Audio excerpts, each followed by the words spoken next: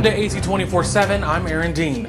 The final Supreme Court rulings of the term will have a direct impact on millions of households, their finances, and their futures. The justices issued a ruling striking down affirmative action. The Advocate Channel has the details on the rulings and where the court heads next term.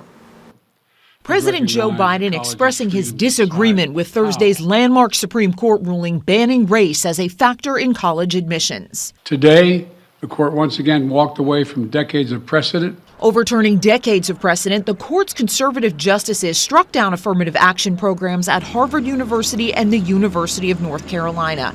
Programs the institutions argued helped them to diversify their student bodies. The justices said such programs violate the Equal Protection Clause of the 14th Amendment of the Constitution.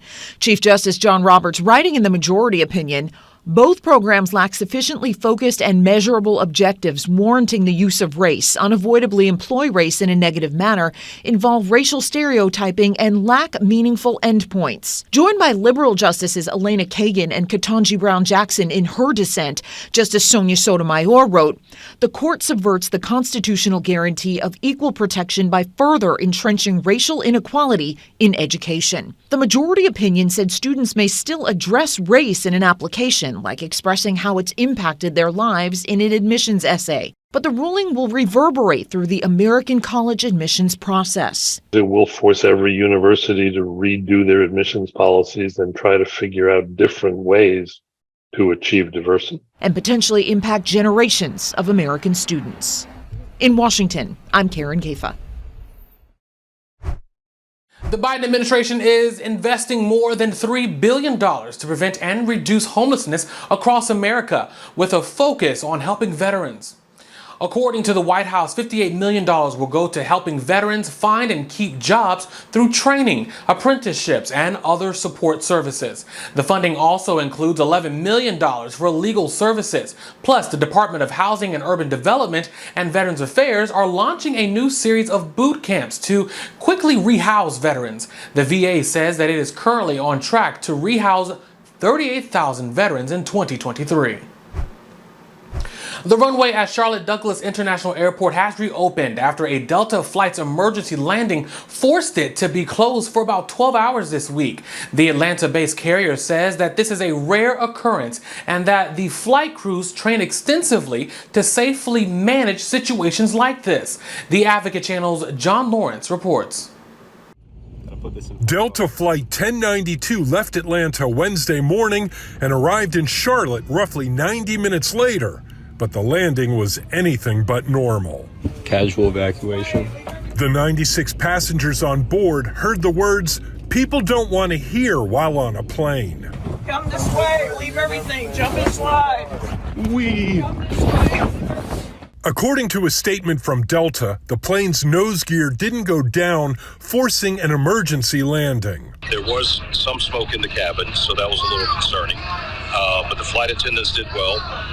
The pilot came on with his instructions that we would be exiting, and so we all exited safely. No injuries were reported, but some passengers were understandably shaken. Palms are sweating.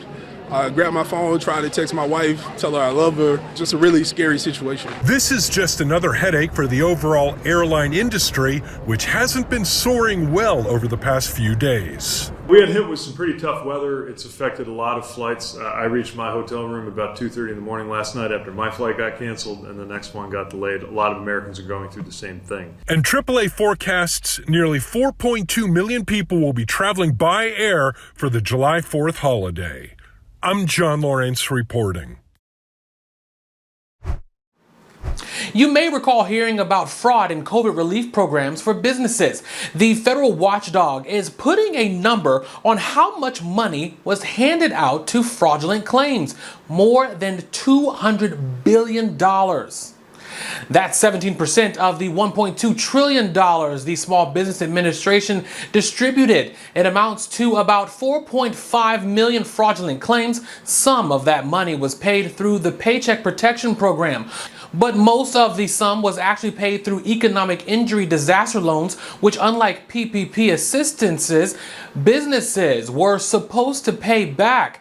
The SBA's Inspector General says pressure to inject money into the economy quickly was a magnet for fraudsters, and the SBA did not employ adequate safeguards to prevent it. Human remains appear to have been found in debris of the Titan submersible that imploded last week. The debris was recovered from the floor of the Atlantic, not too far from the wreckage of the Titanic ship. The Advocate Channel's Paula Newton has those details. The U.S. Coast Guard announced that it had found what it presumed to be human remains on the sea floor. That would be from the submersible Titan. They recovered these remains and now say that the United States medical professionals will conduct a formal analysis of those presumed human remains. And of course, the family and friends of those 5 passengers who died on the Titan, they will be comforted by this, but also will feel again profound grief given what the U.S. Coast Guard says was an implosion of that Titan submergible. What's also happening now is that on Wednesday, the Horizon Arctic retrieved debris, in fact, large pieces of debris. They say that they have finished their work out there at the site of the Titanic wreck. And what's extraordinary here is that they did, in fact, recover large pieces of that debris. You can see, in fact, the dome with the viewport and a good chunk even of the passenger frame. Again, at issue here is that carbon fiber material that was used to hold those passengers and was used in this kind of deep sea exploration. The U.S. Coast Guard says that now they will begin to examine all of it.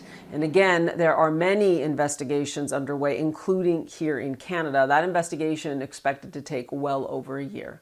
Paula Newton, CNN, Ottawa. Negotiations between Teamsters Union and UPS have broken down. The union walked away from talks after UPS delivered a counter-proposal, a Teamsters statement referred to as appalling. The issue is money. The union hasn't publicly disclosed how big of a pay increase it wants for drivers, but it points to record UPS profits over the past 5 years and executives earning multi-million-dollar salaries as reasons. The Teamsters and Big Brown have already agreed on several other issues. There's still plenty of time to come back to the table, though. A strike that has already been authorized by the 340,000 member strong union won't take place until the current contract ends on July 31st. The day started with about 80 million Americans under air quality alerts as smoke from Canadian wildfires made its way into the Midwest and toward the East Coast. Breathing this kind of air poses serious health risk and put a gray filter on what would have otherwise been a sunny summer day.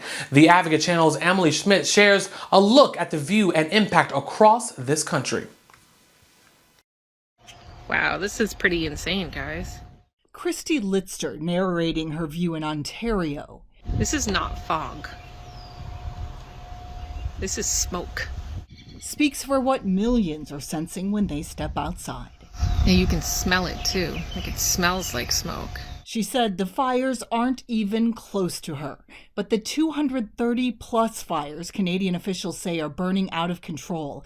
Part of the worst wildfire season on record there, with the highest wildfire emissions recorded. All of my guys are retired guys, and they show up to work, but I want to take care of them and make sure they're healthy too.